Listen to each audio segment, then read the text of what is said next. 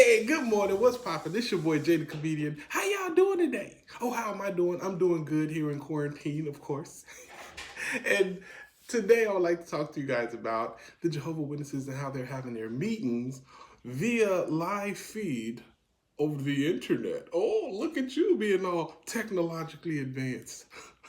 I hope that y'all was doing this a long time ago because I know Sister Jungle really would have appreciated it. You know, her having to constantly swim across crocodile infested water to make her meetings and stuff. You see, I'm pretty sure she's upset right now.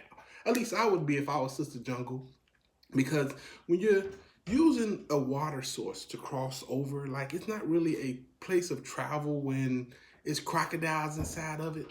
That's really actually just crocodile water. You know, you shouldn't travel in crocodile water. You shouldn't drink crocodile water. That's a fact. Everybody knows that. But anyway, um, whenever you get to go to your meetings and whatnot on the internet, I hope y'all got up more than one window, because I know I would. I wouldn't have up just one window. I'd have freaking the hall right here, Brother Stank Breath talking. I'd have the Twitter going right here. I'd have my Facebook over here. It'd be multiple windows up, and the only thing that'd be up as far as that is just the video. The volume would be way down. And the next question is, how are they getting their donations? You know? Because I think the JWs are probably taking a bit of a hit as far as the donation department, because there's really only two reasons to go to a meeting. One is to maintain your spiritual strength. I believe actually instead of spiritual strength, it's more like upkeep for your brainwashing, you know? And then the second reason is basically it's an opportunity for you to donate. Yes, the donation box is right there. So I'm wondering how they're doing that. Is it like some online stuff? They're like, hey, here's our PayPal. Here's Jehovah's Cash App. Big JW05. Oh, I think that's his Cash App. I forgot which one it is. But you want to know my Cash App is money sign comedy, money sign J comedy. I think that's my Cash App. I forgot. I don't know. Anyway, um, yeah, you know, you can't cross crocodile water to get your meetings. You shouldn't be allowed to do that because it's unsafe. You know how many toes Sister Jungle lost trying to get to her meeting? It's the same as if it was a bridge with a lion on there, you know? It's no longer a bridge. It's a carnival attraction. And that carnival has one ride, it has one mascot, and it has one attraction. And the kissing booth is very painful. You know, that's kind of meaning.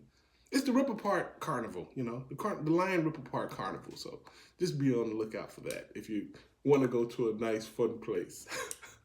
No, but seriously though, the meetings is very complicated now. And I gotta admit, I'm kind of liking the idea of people being more involved on the internet more than they usually are, because the same way when you go to a hall, there's more opportunities for you to donate because you're at the hall, the donation box is there, you got a couple of dollars. You might as well throw a little bit of something in there, right? Hey, you're on the internet. You're already looking at some stuff on the internet. You might as well open up Google, do a little bit of unbiased research, if you will.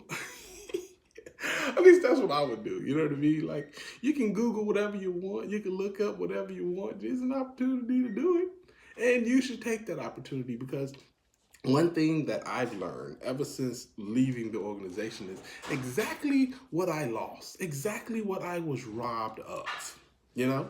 For example, here's a story. Oh, story time. I haven't done one of these in a while.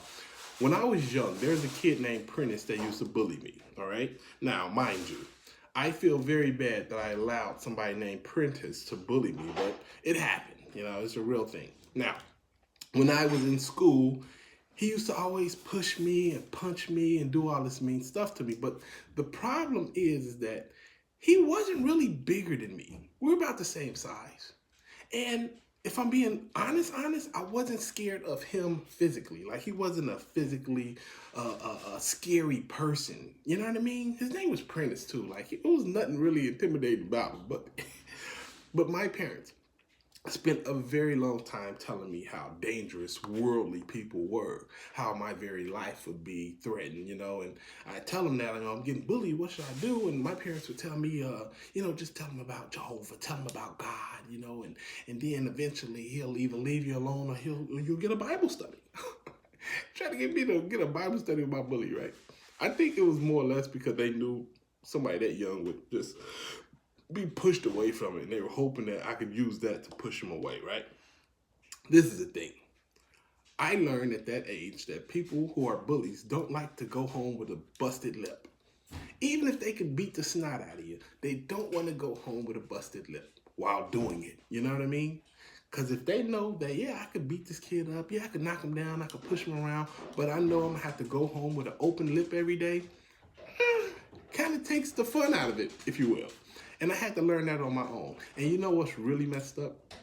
My father was a professional boxer. Did you know that? I learned that. Yeah, he was a professional boxer. He knew how to fight.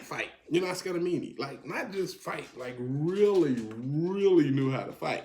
So I thought that it was kind of whack that he never taught me how to fight. I had to learn on my own. And you know, he was almost a professional baseball player. He's a professional back catcher in a little league, but he was they thought he would get called up to the majors one day.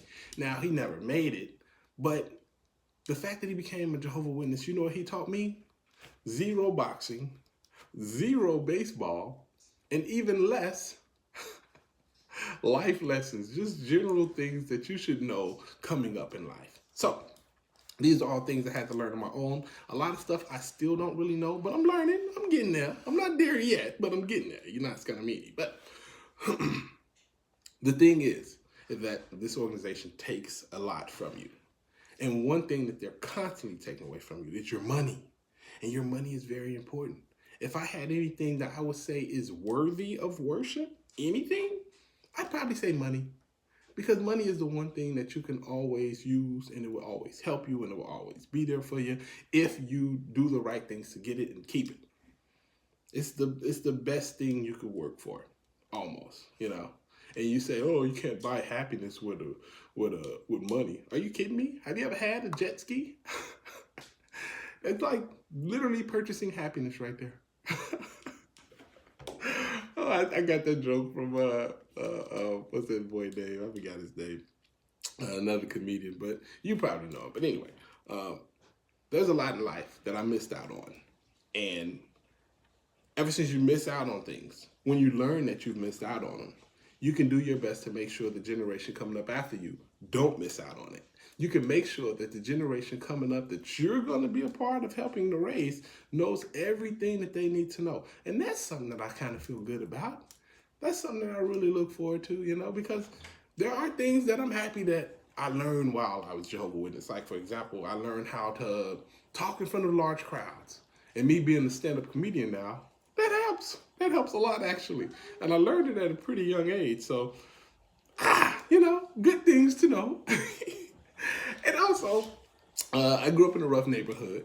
And even though I did grow up in a rough neighborhood, a lot of my friends are like either dead or in jail.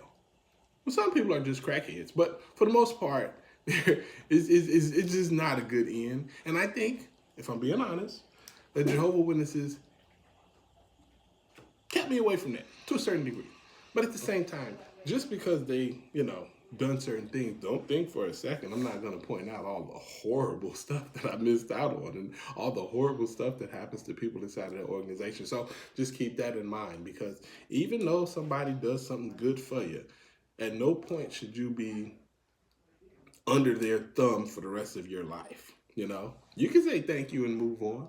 If somebody punches you every day, but they actually fight for you out in the street too, you can say thanks for fighting with me, but yeah, I don't like getting punched in the face no more. So I'm gonna skedaddle up out of here.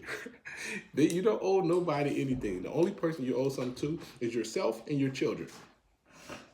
And anybody else who loves you, you know what I mean? Like, but actual love. You know that Jehovah love is a little bit different than regular love. You know, it's kind of meaty. So just keep that in mind. And also, there's going to be some things different about my channel. For example, I'm going to have more comedy on my channel. There's going to be more and more that I would like to do as far as like just extending my reach as far as people is concerned. And I would like you guys to be a part of that. And yeah, this is going to be great. We all quarantined here. I got my whole family here. Y'all want to meet my son? Come here, son. I was sitting right on the table and watching him the whole entire time. You were. And you're very distracting, my guy. No, I felt like you were in teacher mode. I was in teacher mode, baby. Like I was looking at you. Uh-huh. Like you were the teacher. I felt like the teacher, but I'm not. I'm not smart enough to be a teacher. But I am able to talk about my experiences growing up at the JW. And this is a perfect audience to do so. Anyway, it's your boy Jay the Comedian. I hope y'all having a great day. Holla at your guala. Deuces.